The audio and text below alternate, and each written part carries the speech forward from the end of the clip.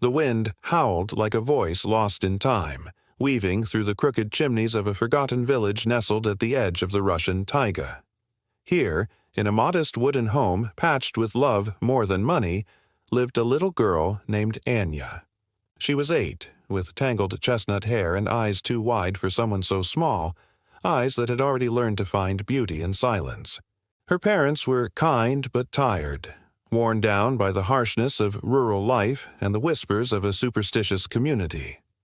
The village was isolated, clinging to old beliefs and older fears.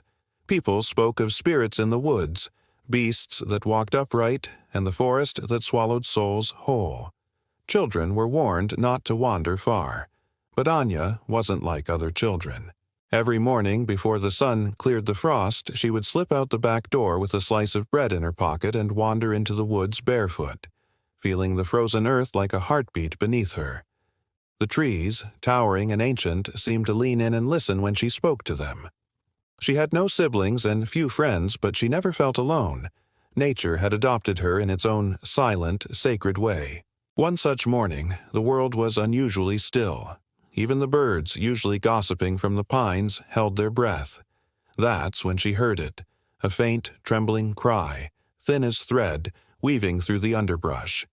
It wasn't a bird, it wasn't wind. It was something else. Curiosity bloomed like fire in her chest. Her breath clouded in the icy air as she followed the sound deeper into the trees, far past where she'd ever dared go before.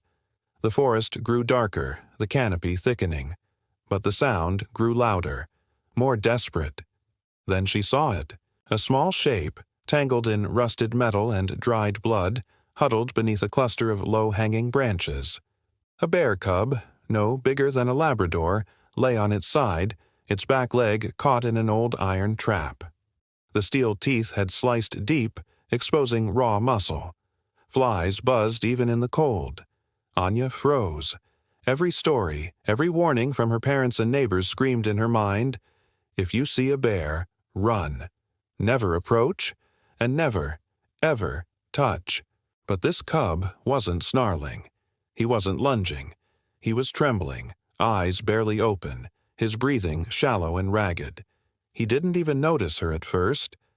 Then their eyes met. There was no roar, no growl, just recognition, as if some invisible thread had tied their hearts together in that instant. She stepped forward slowly, dropping to her knees beside him. Her hands trembled as she reached into her pocket, pulling out her last piece of bread. The cub sniffed, weakly, then took a bite. The crumbs stuck to his tongue, and he looked at her again. Closer now, eyes wide and unsure but no longer afraid. With a deep breath, she examined the trap. It was ancient, rusted, held together with twisted iron and cruelty. She pressed down hard on the release mechanism and pried it open with all her might. It creaked, then snapped free. The cub whimpered as his leg fell limply to the ground. Tears burned in her eyes. "I'm sorry," she whispered, wrapping her coat around his shivering body. "I'll take you home." The trek back was a blur of pain and determination. The cub was heavy, his blood soaking into her shirt, but she didn't stop. She dragged, carried, pushed him for miles until the forest finally gave way to the village outskirts. She snuck in through the barn. When her parents found her later that night kneeling in straw beside a bleeding bear cub, their faces drained of color.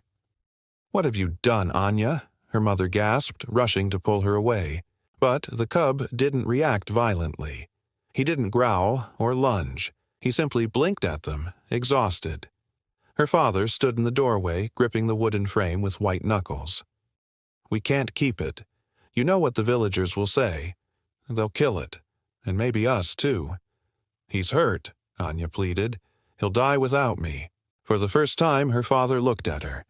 Not as a child, but as something older, wilder. He saw the dirt on her knees, the scratches on her arms, the unshakable fire in her eyes. "Just one night," he said quietly. "In the barn. Then we decide." Anya stayed up the entire night nursing him. She named him Yasha, after her grandfather. She whispered stories to him, fed him bits of potato, and hummed lullabies. By morning, he had fallen asleep curled beside her, breathing slow and deep, but secrets have short lives in small villages. By noon, the door was kicked open. A mob had gathered, men with pitchforks, torches, and fear thick in their throats. Word had spread. "The girl brought a demon into our village," someone shouted. "She'll bring its mother next." Anya stood between them and Yasha, her arms spread wide, shaking. "He's not a monster. He's just a baby. He needs help." "You're cursed," an old woman hissed. "Your kindness will doom us all." A man stepped forward with a rifle. "Move aside, girl." No. Tears streamed down her cheeks, but she didn't budge. Behind her, Yasha whimpered, dragging himself upright despite the pain. "Then take it and go," the man growled. "Leave. You want to raise a beast? Raise it in the wild." Her parents cried, begging her to stay. But Anya knew. If she stayed, Yasha would die. She didn't say goodbye. She didn't have to. She picked him up again, whispering into his ear, "We'll find a place, just us." They disappeared into the forest. The days blurred into survival.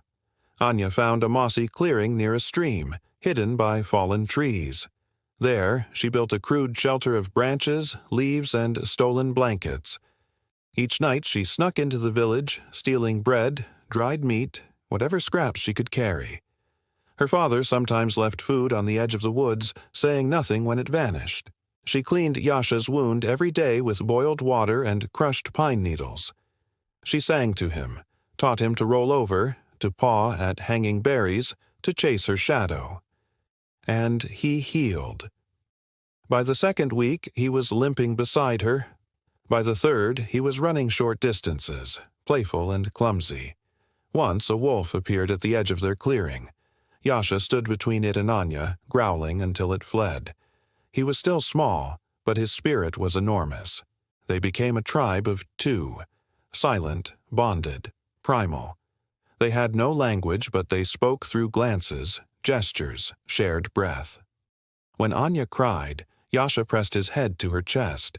When she laughed, he danced on his hind legs, flailing his arms like a drunk ballerina. Then came the first snow. Food vanished. Streams froze. Anya grew thin, her skin pale and bruised from cold. She didn't tell Yasha when she was hungry. She gave him the bigger share. He responded by digging up frozen roots and dragging them to her feet. One night, under a black sky dusted with stars, Anya curled beside him, shivering violently. "I'm so tired, Yasha," she whispered. He nosed her arm, then lay over her, covering her with his warmth. His breath fogged around her face like smoke from a fire. The next morning, the villagers found her footprints at the edge of the road. Small, barefoot, leading into the forest, but no return prints. Her parents screamed into the woods, calling her name for hours. There was no answer, just silence and snow.